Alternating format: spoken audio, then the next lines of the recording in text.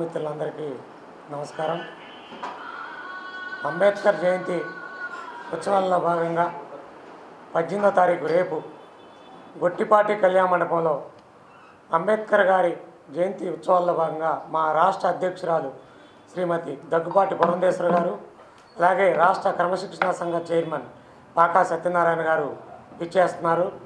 ఆ సందర్భంగా అంబేద్కర్ గారికి జరిగినటువంటి అవమానాల గురించి, అలాగే నరేంద్ర మోడీ గారు భారతీయ జనతా పార్టీ ప్రభుత్వం ఏర్పడిన తర్వాత వారికి దక్కినటువంటి గౌరవం గురించి కూడా చాలా వివరంగా వివరిస్తారు.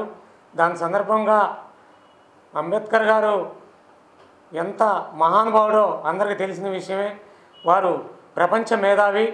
లండన్లో డాక్టరేట్ చదివిన తర్వాత భారతదేశానికి వచ్చి వారు భారత రాజ్యాంగాన్ని నిర్మించినటువంటి వ్యక్తి. అలాంటి మహానుభావుడి గురించి మనం ఈరోజు గొప్పగా చెప్పుకోవడం ఎంతో మంచి విషయం అని చెప్పి కూడా నేను భావిస్తున్నాను. అలాగే అంబేద్కర్ గారిని ఎంత అవమానపరిచిందో ఈ యొక్క 40-50 సంవత్సరాల్లో కాంగ్రెస్ పార్టీ అంత అవమానపరిచింది. వారిని ఎంతో క్షోభకు గురి చేసింది. వారు పార్లమెంట్ సభ్యునిగా ఎలక్షన్లో నిలబడితే వారి యొక్క పిఏనే వారికి వ్యతిరేకంగా నిలబెట్టి వారిని ఎలక్షన్లో ఓడించాలని కూడా చూసింది ఈ యొక్క దుష్ట కాంగ్రెస్ ప్రభుత్వం.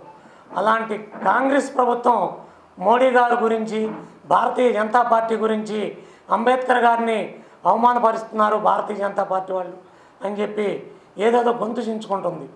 మేము భారతీయ జనతా పార్టీ నరేంద్ర మోడీ గారు వచ్చిన తర్వాత వారికి పంచతీర్థాలని చెప్పి అంబేద్కర్ గారి పుట్టిన ఊరు కానివ్వండి, వారు చదివినటువంటి లండన్లో